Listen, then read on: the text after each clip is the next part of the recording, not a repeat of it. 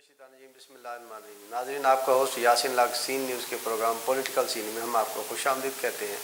हमारे साथ स्टूडियो में तशरीफ़ रखते हैं जब्बार मुफ्ती साहब, जो किसी तारुफ के मोहताज नहीं है, हमारे सीनियर जर्नलिस्ट हैं।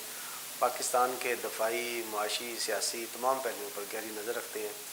हम बात करेंगे इनसे ईरान का जो सब्जेक्ट था, पाकिस्तान और ईरान के तनाज़ात और दोनों तरफ से जो गोलाबारी हुई, हमले हुए, उस पर इस वक्त करंट सूरत हाल क्या है और आने वाले वक्तों में इसके नताइज को किस तरह देखते हैं। जी, बिस्मिल्लाहिर्रहमानिर्रहीम। बहुत शुक्रिया डॉक्टर साहब। बात यह है कि 2 दिन के कशीदगी के बाद दोनों बरादर इस्लामी मुल्कों के वज़राए ख़ारजा की आपस में जब रब्ता हुआ तो फिर उसमें कुछ चीज़ों पर इत्तेफाक़ राय कर लिया गया है, जिनमें से सबसे बड़ी बात और सबसे बुनियादी बात ये तय हुई कि हम कशीदगी की तरफ नहीं जाएंगे, तसादुम की तरफ नहीं जाएंगे, बल्कि अगर कोई मसला होगा तो बाहमी अफ़हाम व तफ़हीम के साथ, गुफ्तगू के साथ, राब्तों के साथ उसको तय करने की कोशिश की जाएगी। चुनांचे 2 दिन जो सूरत हाल पैदा हुई थी, उससे ये ख़तरा पैदा हो गया था कि दोनों बरादर हमसाया इस्लामी मुल्कों के दरमियान कहीं कशीदगी में इजाफ़ा ना हो जाए।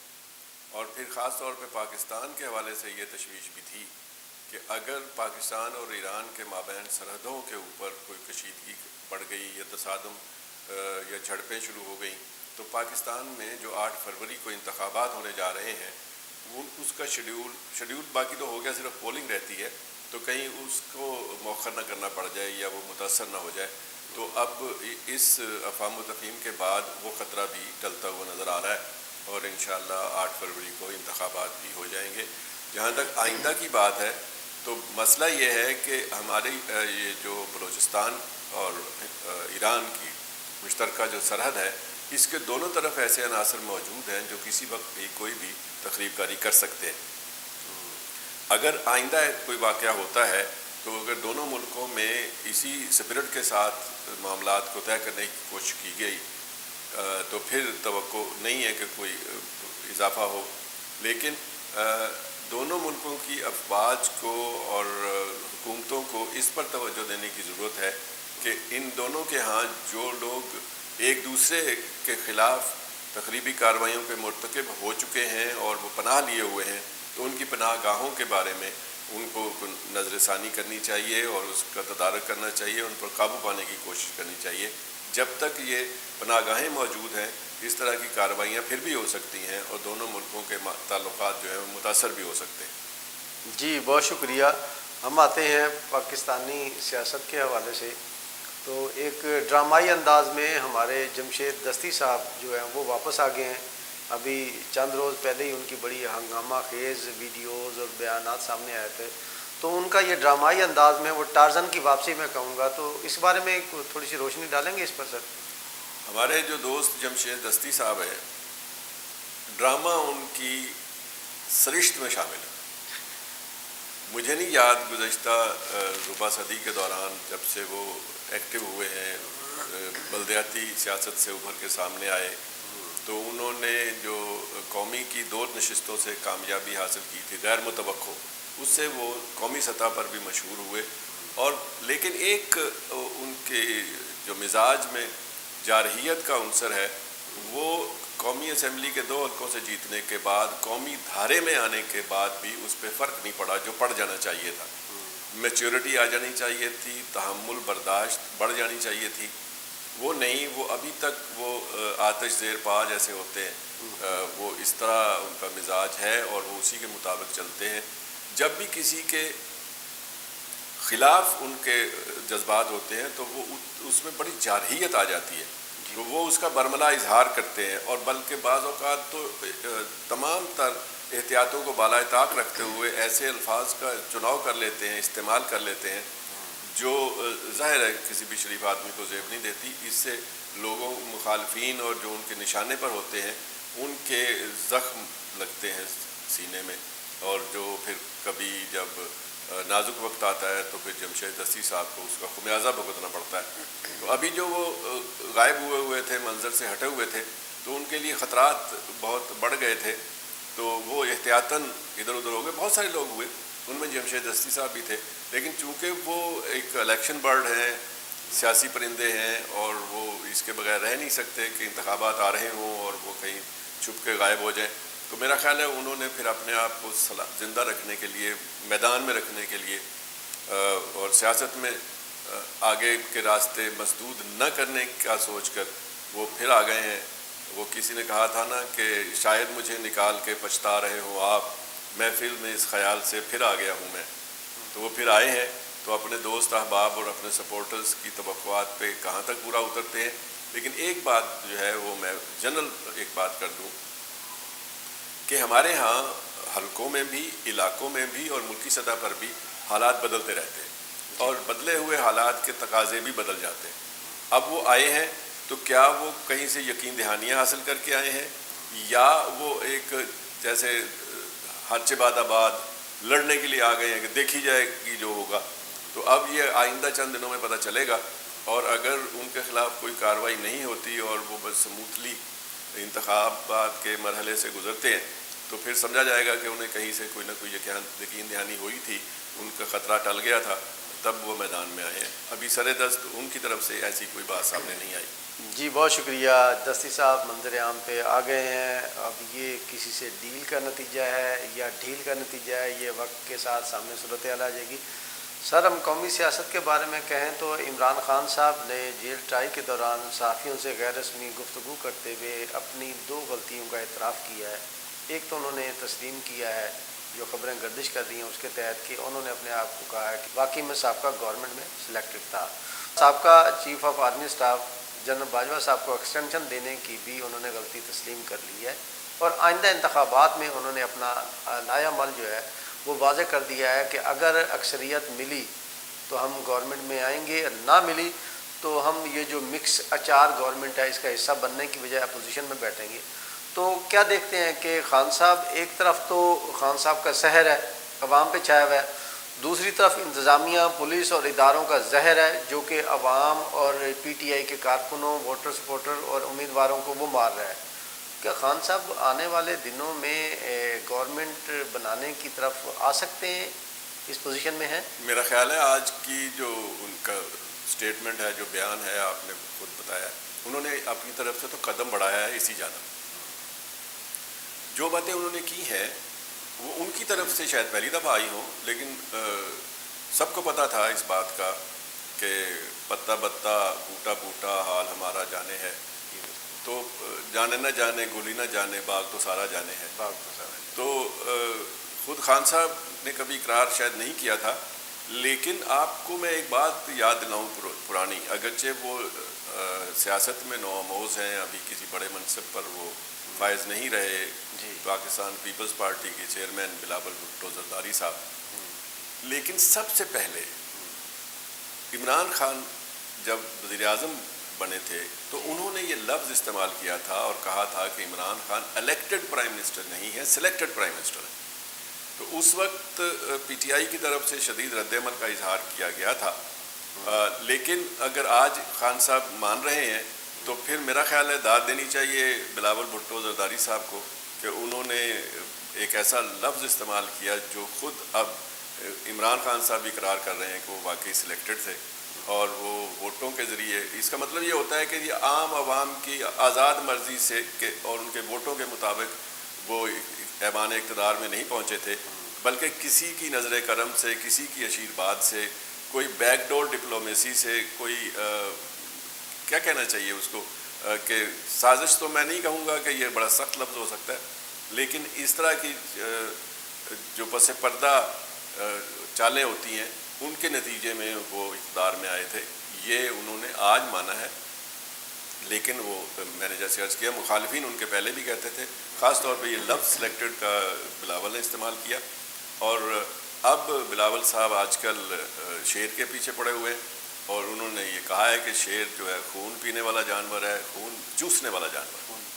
حالانکہ یہ لغوی ان کی اردو کی لغت تھوڑی سی کمزور ہے, تو وہ خون چوسنے والے اور ہوتے ہیں, خون پینے والے اور ہوتے ہیں. شیر کے بارے میں غالباً خون پینے والا تو کہا جا سکتا ہے, خون بہانے والا بھی کہا جا سکتا ہے, یہ چوسنے والا کیڑا مکوڑا نہیں ہوتا.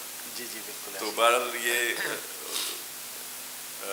اچھے اچھے الفاظ وہ لے کے آتے ہیں، اچھی بات ہے، نوجوان کو ایسے تجربات کرنے چاہیے۔ جی، بلاول بھٹو صاحب نے سب سے پہلے ایک خطاب دیا عمران خان صاحب کو سلیکٹڈ کا، جو کہ نہ صرف پاکستان بلکہ دنیا بھر میں ایک ہر زبان پہ عام ہو گیا تھا کہ سلیکٹڈ یہی ہیں، اور آج خان صاحب نے بھی اس بات کا اعتراف کیا جیسا کہ مفتی صاحب نے بتایا۔ جب اس سے پہلے میں ایک بات عرض کر دوں، جو دوسری بات آپ نے کی تھی جی کہ خان صاحب نے غلطی تسلیم کی ہے جی کہ جنرل باجوہ صاحب کو انہوں نے جو ایکسٹینشن دی تھی جی تو وہ انہوں نے غلط کیا تھا، پھر وہی بات آ جاتی کہ ان کے مخالفین تو پہلے ہی کہتے تھے کہ غلط کیا ہے، نہیں کرنا چاہیے تھا، لیکن اس وقت تو ایسی دھن سوار تھی خان صاحب پر کہ اپنی بقا اس میں سمجھتے تھے کہ اگر باجوہ صاحب کو ایکسٹینشن دے کے راضی کر لیا جائے، خوش کر لیا جائے تو ہم شاید اگلا دور اقتدار بھی ہمیں مل جائے گا۔ جی بالکل، اور انہوں نے یہ کام کر بھی لیا، بہت سی دیگر سیاسی قوتوں کو آمادہ کیا، منایا، پس پردہ ڈپلومیسی کس کو کہیں، کیا کہیں گے آپ، سیاست چلتی رہی اور وہ سارے آمادہ ہو کے متفقہ طور پر ان کو ایکسٹینشن دی گئی تھی۔ اب دیکھیں باقی کے جو فریق ہیں جنہوں نے خان صاحب کے ساتھ مل کر ایکسٹینشن دی تھی وہ کب اپنی غلطی کا اعتراف کرتے ہیں، اور پھر ایک پالیسی پر آ جانا چاہیے کہ ایکسٹینشن کسی کو نہیں ملے گی، خواہ وہ سول میں ہو یا عسکری کسی ادارے میں ہو، تو جو ہے مدت ملازمت یا مدت حکومت تو اس کے پورا ہونے پر پھر فراغت ہو جانی چاہیے۔ جی بالکل ایسی ہے۔ خان صاحب کو ماضی میں باجوہ کے علاوہ غالباً اور فوج میں کوئی اس قابل افسر ہی نظر نہیں آ رہا تھا کہ جو چیف آف آرمی اسٹاف کا عہدہ سنبھال سکے یا ان کی گورنمنٹ اور دیگر معاملات کو سنبھال سکے۔ خیر دیر آیا درست آیا، خان صاحب کو عقل آ گئی، میں تو یہ کہوں گا خان صاحب کو عقل آ گئی ہے، اللہ کرے نیکسٹ ٹائم فیوچر میں اس قسم کی غلطیاں نہ کریں، نہ دہرائیں۔ ہم بات کریں گے مقامی سیاست کے حوالے سے، ضلع ملتان کے حوالے سے۔ سر 148، 149، 150 اور 151 میں مقابلہ تمام حلقوں میں پی ٹی آئی سمیت نون لیگ اور پیپلز پارٹی کے امیدواروں کو جو روایتی حریف ہیں، آلموسٹ ایک دو حلقے ایسے ہیں جس میں نئے کینڈیڈیٹ آئے ہیں، تو اس کو کس طرح دیکھتے ہیں کہ ملتان کا سلطان کون ہوگا، کون سی پارٹی ون کر رہے گی، کون سی پارٹی اس پوزیشن میں ہے جو اکثریت میں ہے اور زیادہ سیٹیں لے سکتی ہے ملتان کی چاروں حلقوں سے؟ بات یہ ہے کہ لگتا ہے ایسے جو آپ نے ٹرم استعمال کی ہے نا، مکس اچار والی، جی تو ہو سکتا ہے کہ انتخابی نتائج بھی مکس اچار جیسے ہی ہوں۔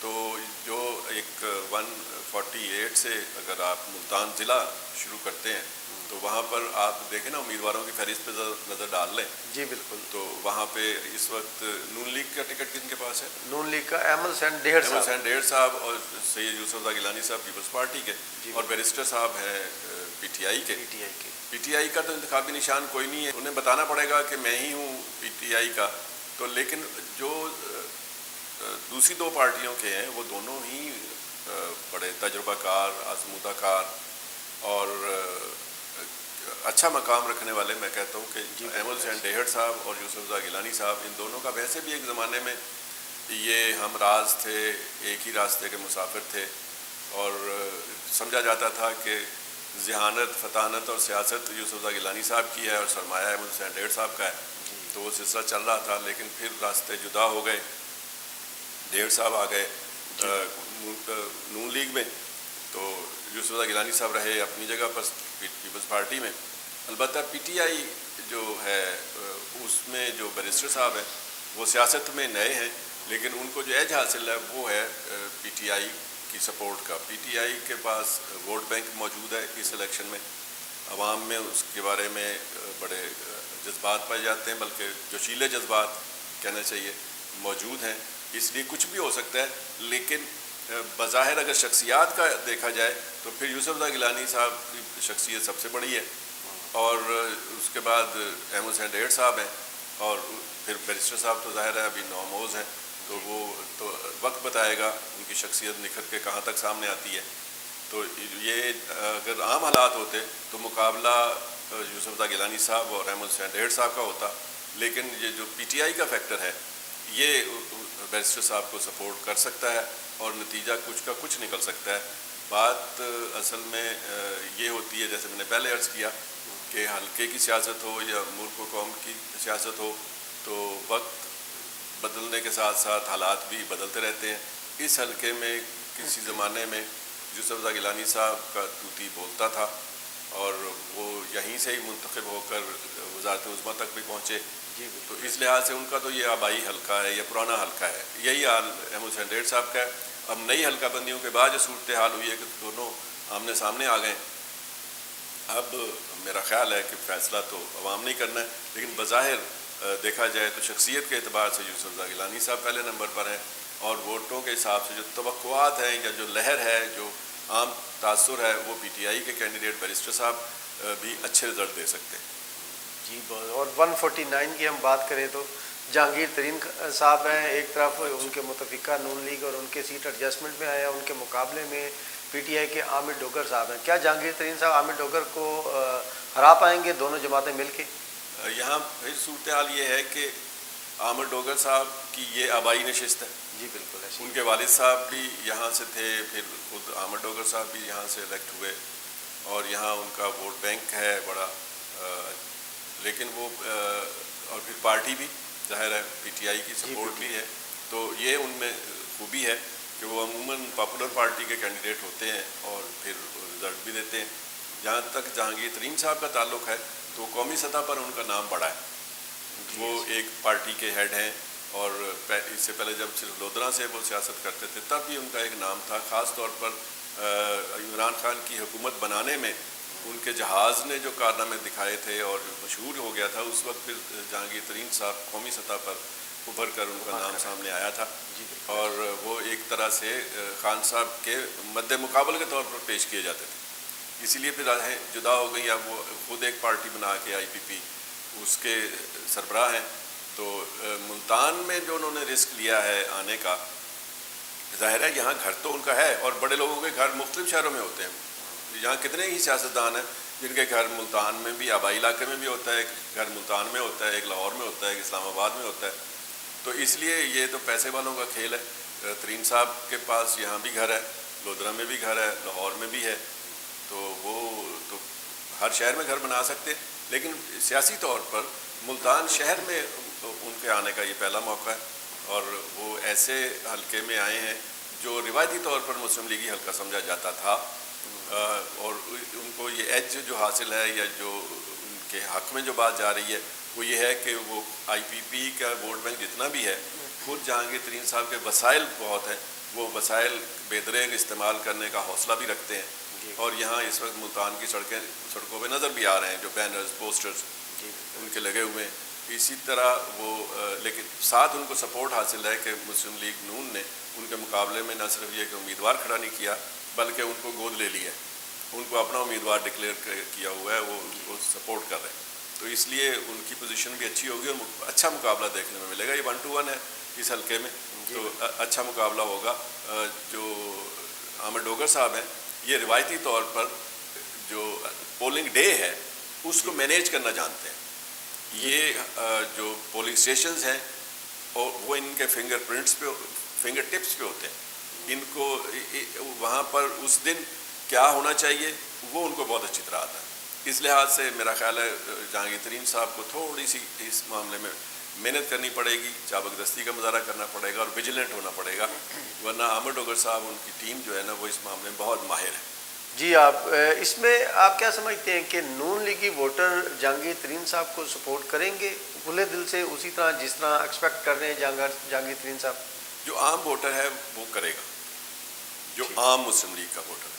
جی. جو متاثر ہوئے ہیں جی کہ جو ان کا خیال یہ تھا کہ ان کو ٹکٹ ملنا چاہیے اور ٹکٹ نہیں مل سکا, جی تو وہ پھر تاریخ اپنے آپ کو دہرا سکتی ہے. آپ کو یاد ہوگا کہ پچھلے انتخابات میں 18 کے انتخابات میں یہاں سے مسلم لیگ نے مخدوم جاوید ہاشمی صاحب کو سپورٹ کیا تھا. جی بالکل ایسی. اور ہاشمی صاحب جو ہیں وہ سمجھے گئے تھے, جو مسلم لیگ کے حلقے تھے جن لوگ جو ٹکٹ کے خواہش مند تھے ان کو ٹکٹ نہیں ملا تھا, تو وہ پریس کانفرنس میں تو ساتھ بیٹھ جاتے تھے, لیکن انہوں نے اور ان کے چاہنے والوں نے مخدوم جاوید ہاشمی صاحب کو نہ اس طرح سپورٹ کیا نہ ووٹ دیا, چنانچہ پھر وہ ہار گئے تھے یہاں سے. یہ تاریخ اپنے آپ کو دہرا سکتی ہے. اس بات کا خیال رہے جہانگیر خان ترین صاحب کو بھی کہ یہاں کے جو مقامی حلقے ہیں مسلم لیگ کے وہ کہیں اپنا غصہ نہ نکالنے بیٹھ جائیں, اپنی محرومیوں کا ایک تو انہوں نے کیا ہے کہ کچھ جو متاثرین تھے ان کو اکوموڈیٹ کرنے کی وعدے بھی کیے ہیں, کوشش بھی کی ہے مسلم لیگ نے. ہو سکتا ہے اس طرح کی ناراضگی سامنے نہ آئے, لیکن اثر ضرور پڑے گا تھوڑا بہت. جی بالکل. جہانگیر ترین صاحب نے گزشتہ روز ایک پریس کانفرنس کی ملتان میں, اور ان کی پریس کانفرنس میں جو باتیں تھیں وہ کچھ مصنوعی سی لگ رہی تھیں کہ جی میں ملتان میں آ گیا ہوں, خوشی ہوئی ہے, میں اپنے حلقے پہ فوکس کروں گا, ووٹ کروں گا. یہ باتیں کچھ لوگوں کو مصنوعی محسوس ہوئی ہیں. اللہ کرے کہ وہ ملتان میں محنت کریں, عوام کو فائدہ دیں, حلقے کے عوام میں ترقیاتی کاموں کے حوالے سے فلاح و بہبود کے کاموں پہ توجہ دیں. تو دوسری طرف جاتے ہیں سر حلقہ 150 پہ. 150 میں جاوید انصاری صاحب نون لیگ کے ہیں اور قومی اسمبلی میں ان کے مد مقابل زین قریشی صاحب ہیں. پیپلز پارٹی کی جانب سے امیدوار ہیں رانا محمود الحسن صاحب. تو کیا دیکھتے ہیں ان تینوں میں سے کس کی جیت یقینی ہو سکتی ہے؟ یہ بڑا دلچسپ حلقہ ہے. یہاں پر ایک عین انتخابات کے موقع پر بہت بڑا واقعہ سیاسی ہوا.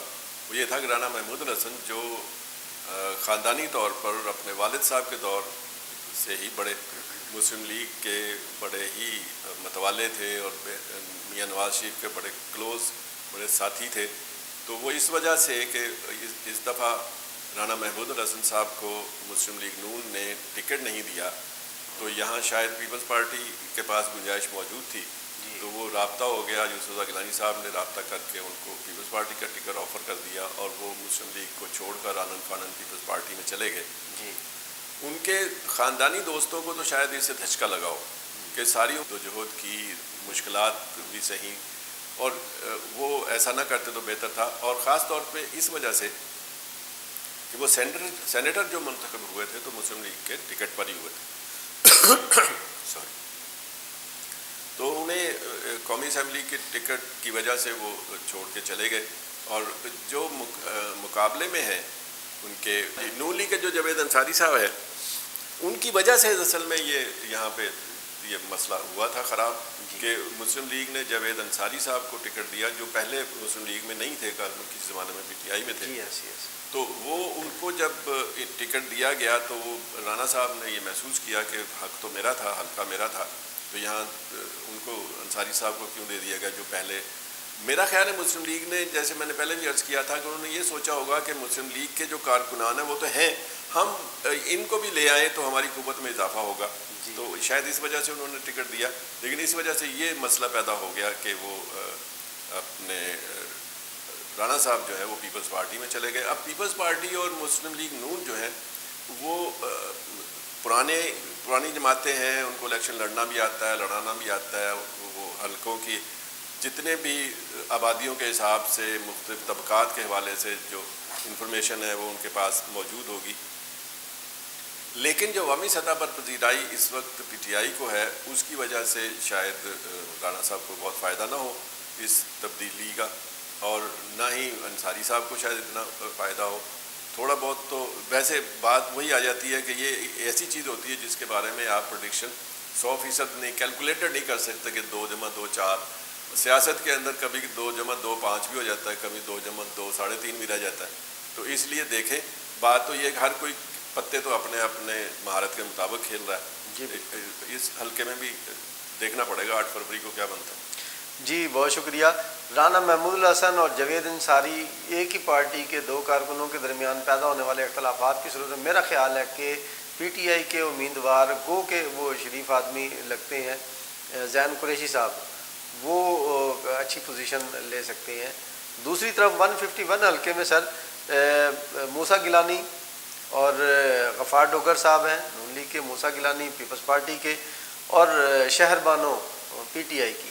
کیا دیکھتے ہیں ایک خاتون ان وننگ کینڈیڈیٹ موسیٰ گیلانی سے پہلے ہار چکی ہیں, اس الیکشن میں شہر بانو کا کہیں دیکھتے ہیں کوئی نشان؟ کیونکہ مقابلہ اس وقت ہونے جا رہا ہے, میرا خیال ہے عوام کی بھی رائے ہے غفار ڈوگر اور موسیٰ میں, اور بڑا یہ آپ کانٹے کی دار. بات اپنی طور پر جو اگر پچھلی تاریخ پہ نظر ڈالیں تو آپ کی بالکل کیلکولیشن بالکل صحیح ہوگی. لیکن اس دفعہ تھوڑا ہمدردی کے ووٹ شہر بانو کے لیے ہو سکتے ہیں. ان کے والد نہ صرف یہ کہ جیل میں ہے بلکہ ان کو الیکشن بھی لڑنے نہیں دیا گیا, کاغذات ان کے مسترد ہوئے, اپیل میں بھی مسترد ہو گئے. تو تو اس لیے شہربانوں کے لیے کچھ ہمدردی کے ووٹ بھی ہوں گے، اور پھر یہ حلقہ بھی اب ان کے لیے اس طرح نیا نہیں ہے جس طرح پچھلی دفعہ تھا۔ آپ کو یاد ہوگا کہ پچھلی دفعہ وہ کراچی سے آئی تھیں الیکشن لڑنے کے لیے، جی بالکل ایسے وہ شادی کے بعد کراچی میں سیٹل ہوئی ہیں، یہاں پر وہ پریکٹیکل پالیٹکس میں نہیں تھیں۔ پچھلے الیکشن کے عین موقع پر وہ آئیں اور ان کا مقابلہ گیلانی خاندان سے ہو گیا جو تجربہ کار بھی تھا، جن کی ڈیپ روٹس بھی تھے یہاں پر، تو اس لیے وہ موسیٰ گیلانی، پھر موسیٰ گیلانی بہت متحرک اور فعال ہیں، وہ ان کو الیکشن لڑنا بھی آتا ہے اور وہ گفتگو گفتار میں بھی بہت اچھے، ملنے جلنے میں بھی اچھے، تو اس لیے انہوں نے یہ مارکہ جیت لیا تھا۔ لیکن اب جو قومی صورتحال، ملکی صورتحال ہے سیاست کی، اس کی وجہ سے شہربانوں کو ایج مل سکتا ہے، ان کو سپورٹ بہتر، پہلے سے بہتر نتائج وہ دے سکتی ہیں۔ لیکن جو اہم غفار ڈوگر صاحب کا جہاں تک تعلق ہے، تو وہ تو اس حلقے کے گلی گلی کوچے کوچے سے واقف ہے، ہر آبادی کے ہر طبقے سے ان کی واقفیت اور رسائی ہے، اور وہ تجربہ کار ہیں اس حلقے سے، تو اس لیے یہ یہاں میرا خیال ہے بڑا سخت مقابلہ ہونے جا رہا ہے۔ جی بالکل ایسے یہ دیکھیں نتیجہ پریڈکٹ کرنا یہاں بھی مشکل ہے۔ جی بالکل ایسی ہے۔ موسیٰ گیلانی یہاں سے وننگ ہے، اور وننگ پوزیشن میں انہوں نے اس دوران کافی ترقیاتی کام اور عوام کے ساتھ ان کا جو ایفیلیشن ہے وہ بھی کافی ڈیولپ ہوئی ہے۔ دوسری جانب غفار ڈوگر صاحب ہیں، تو وہ سالہ سال سے وہاں جیتے آئے ہیں، ان کا بھائی حلقہ بھی ہے، ان دونوں کا کانٹے دار مقابلہ ہے۔ نون لیگ کی مخالفت میں، اور دوسرے لفظوں میں پی ڈی ایم کی مخالفت میں کیا ووٹ بینک اس وقت جو انتقامی طور پر وہ موو کر سکتا ہے شہر بانوں کی طرف، تو اس وہاں پوزیشن شہر بانوں کی ہو سکتا ہے بہتر، اور یہ مقابلہ نہ صرف ملتان میں پورے ملک میں ہونے جا رہا ہے یوتھ کا تجربے سے، میں کہوں گا جوش کا ہوش سے۔ تو دیکھتے ہیں کہ نتائج کیا آتے ہیں۔ اس کے ساتھ ہی آج کے پروگرام کا وقت ختم ہوتا ہے۔ نیکسٹ پروگرام تک کے لیے ہم آپ سے اجازت چاہیں گے۔ پاکستان زندہ باد۔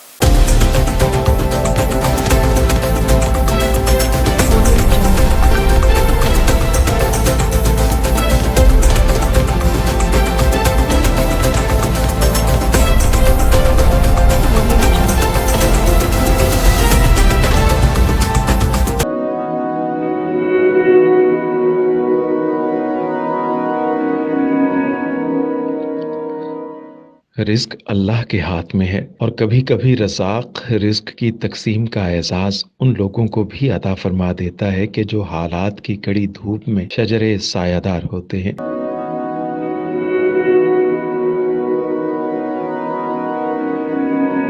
ملتان میں سلطان فاؤنڈیشن کی جانب سے مختلف مقامات پر سینکڑوں افراد کے لیے سلطان دسترخوان سجایا جاتا ہے۔